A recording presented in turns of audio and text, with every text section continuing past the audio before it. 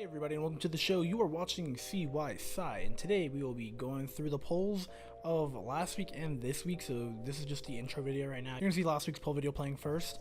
I had recorded that last week with the other video I had posted for that Sunday. I didn't want the video to be like 30 minutes long, so I just kind of cut out the whole poll section, just saved it for this week. So yeah, enjoy that, and if you want to skip to the polls for this week and not watch last week's polls, then just click on this timestamp right here and it should direct you there. So Monday's poll was The Shining. My vote for The Shining probably would have been like a bit of both, a little underrated, a little overrated. I'd never seen the movie before until the night before I posted the poll, and people were telling me it's like this crazy horror film. I didn't think it was crazy, like a crazy horror film. I thought it was more of a thriller. The dread and anxiety coming from the music than the actual visuals themselves. Really great conceptual and acted movie for sure. I didn't think it was like the best like horror film of all time. I didn't think it really struck me as that, but it was definitely very entertaining for sure.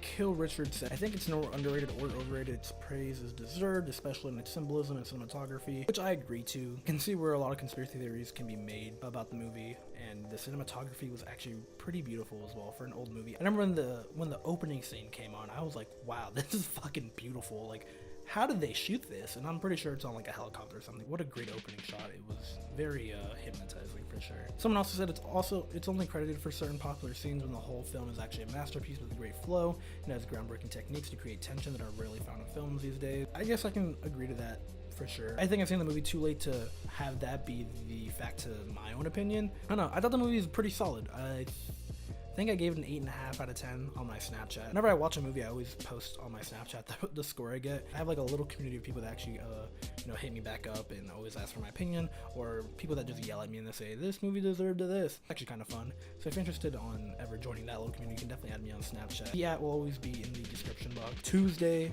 was Kids See Ghost. I would definitely say Kids See Ghost is heat. I mean, don't get me wrong. I have friends that are super Kanye Cudi fans that are giving this album a little too much praise, but it is a pretty solid fucking album. I'd give it an 8.5 and 9. Every day it kind of grows a little bit more on me, but it's definitely a good album for sure.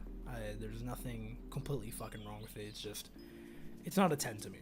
That's just the gist of that. One of you said, Ye is still my favorite, but this album slaps. And I completely agree. I think both albums are pretty on par with each other. I enjoy Ye as much as I enjoy Kids See Ghost for sure. Someone else also said, I was nervous going into this, but holy shit, I really enjoyed it. The production was amazing throughout. Even though on the opening track he was scoopity pooping, he really stepped up in the rest of the album. Plus Cudi had some bars and wasn't just moaning.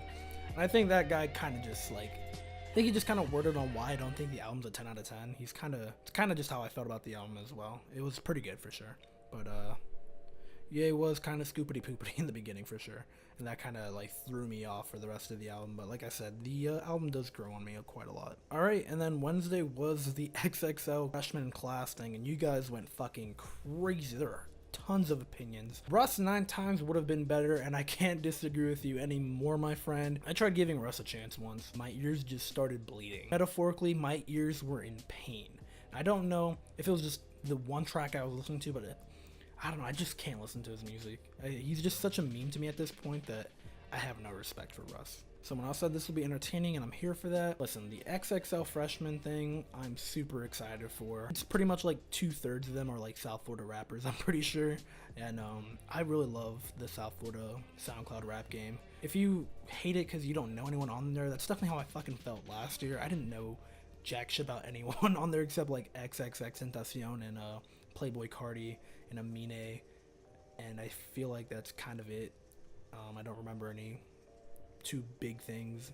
I think, what was a Boogie with a Hoodie and PNB Rock on it? I don't even listen to them, so I just don't know. If you really want artists to be excited about, Wi-Fi's Funeral is a really great rapper, and Ski Master Slump God, really great rapper, really great flow, and Block Boy JB's album that came out was actually kind of good too. If you're just hating on Block Boy JB because of that single he has with Drake, you should really check out his other music. He's actually kind of good. I don't mean to say Block Boy JB is good like lyrically. I just think he has a lot of fun with his music and you can sense it through. I think people should really understand that during this age of music, it's not about who can be the best storyteller, but it's more like music nowadays is just very feel good.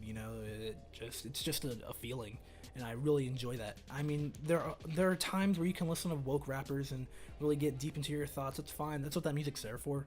But I don't think there should be much hate for people that listen to, like, you know, Uzi and all them. All the talented ones like Princess Nokia didn't get in because they don't have enough hype. Just reaffirms that current rap prioritizes clout over talent. I don't think Princess Nokia just fits the whole aesthetic of this this year's freshman. Like the thing with these 9 individuals, it's not that they're like especially like lyrically talented. It's that these group of 9 people have created their own sound, their own like genre of music, and that's what makes them freshmen. You know, when I listen to Princess Nokia, I don't think she sounds anything like anybody on this. Princess Nokia she's on her own wave, you know.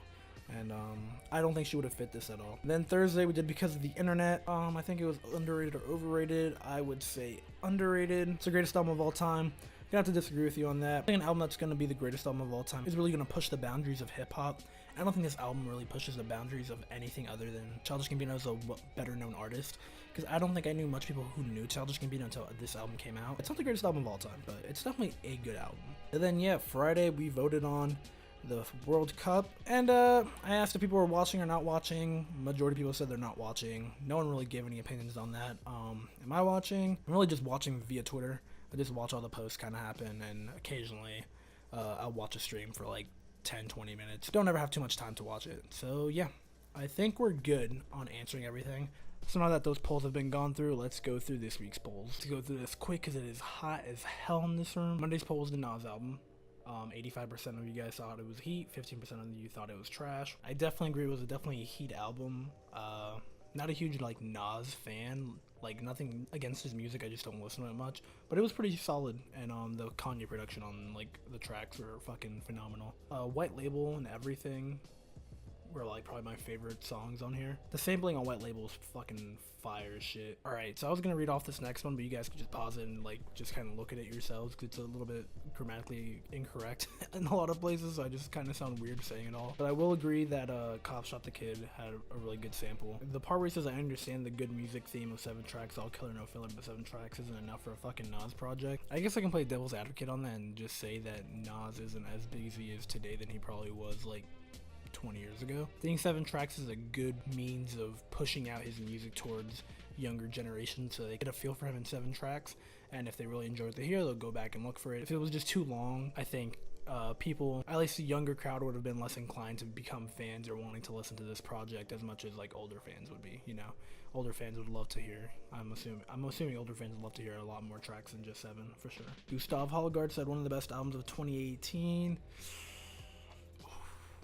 There have been a lot of great albums this year. Yeah, no, I'll say it's one of the best, but it's definitely not like my top 10 of this year. Teenage Drug Party said, Kanye has been blessing us so much with these 7-track pieces of gold that are absolutely fantastic, and I hope we keep getting more as all of these are so creative and innovative to these artists and Kanye as well. I agree completely. I would love to see Kanye with more artists, if anything, making more albums. Of course, 7 tracks is good enough, especially for me, because I know damn well music ain't easy to make. By now, Kanye's probably fucking burnt this shit out. He's literally dropped like 5 different albums in like the past like month. Yeah, props to that guy. He's a fucking he is Jesus. He's a god. Alright, and then Tuesday's poll was Redemption by J-Rock. 70% of you said it was heat, 30% of you said it was trash.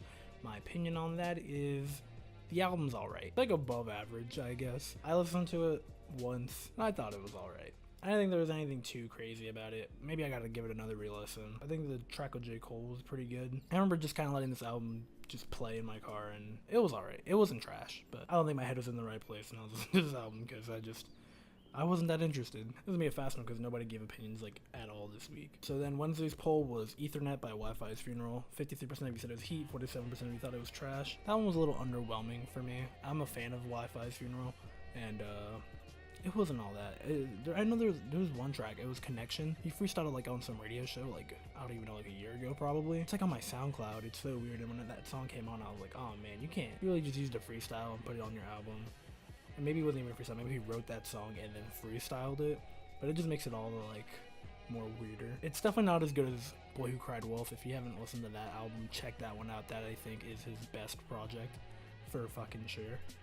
Ethernet, it was alright. Someone's opinion was this album is full of bangers, and I am proud of him for making XXL because he really deserved it after this. Ethernet also has good features like Jay Critch, YB and Amir, and Lil Skies. Also, his flow changed a little and it's really good. 63% of you agreed, 37 said nah. Like I said, I think it's alright. It's definitely not as good as the last album. It's full of bangers here and there. Yeah, the features are actually really good. That last song, Juvenile's a YB and Amir. It's such a YB and Amir song. Like, the beat was made for YB and Amir, I'm pretty sure, and Wi-Fi just jumped on it. I mean, he still killed it. Alright, then Thursdays was Juice WRLD Goodbye and Good Riddance. 73% of you said it was heat, 27% of you thought it was trash. And my opinion on that album, I never really listened to his other music, but I listened to this album and I was thoroughly impressed. It was actually pretty good. I'm not saying it's like a fucking masterpiece, but he definitely sounds very influenced by like Lil Uzi Vert and Post Malone. That's the vibes I got from him, and I thought it was pretty decent. I wasn't like turned off by it or anything. I think someone said that after like the third or fourth time of like listen to the album, it all kind of just sounds the same and it isn't as good as it really is. And I could see that because a lot of the tracks did kind of carry the same momentum, and then you also had like those revolving skits that kind of really sounded the same, but they were just the same voice, just saying, you know, switching her mind up and stuff. But overall, I thought for an album from a guy I'd never listened to before, it was pretty solid. And then Friday's poll was Steve Lacy's demo. 208 of you said underrated, 26 of you said overrated. I honestly want to say it's my favorite EP in the last 2 or 3 years. Probably like number 1, and then number 2 would probably be like Kauai by Childish Gambino. It's drastically short as fuck. Like, I wish the songs or the track listing was longer. Played this like EP so many times in front of people and got him onto Steve Lacy, and you could always just flex that he made this music like with his iPhone. Like, that's always like a little cool flex to tell people. Her opinion was Ride is underrated too, and I completely agree. Ride is such a great track. It's definitely my favorite track on the album, and then of course it's like Dark Red. Actually no, it's probably Ride, Some, and then Dark Red. But yeah, that's all the responses we got for this week. It's been a pretty short week in opinions and thoughts, which is fine. It makes this video a lot less longer than it has to be. I hope you guys enjoyed listening to my thoughts and opinions on these things. If there's anything you want me to poll on, comment down below on topics that you would like to see me poll on the page. Just make sure there's something that's like, you know, 2 choices available for, like, I could say heat or trash, like agree or disagree, you know, just because Instagram's polling is just fucking abysmal with giving you only 2 options. So other than that, I hope you guys have a wonderful day, and I hope you enjoyed this video, and I'll see you guys next week with an all new poll video. Peace out. At a Clippers game on the court side, watch a nigga shoot like a 4-5. They mad at me too, I got more fire. Why these bitches see you? Go home, Roger. Go home, Roger. Seeing Tamara in my bed, I'm a smart guy.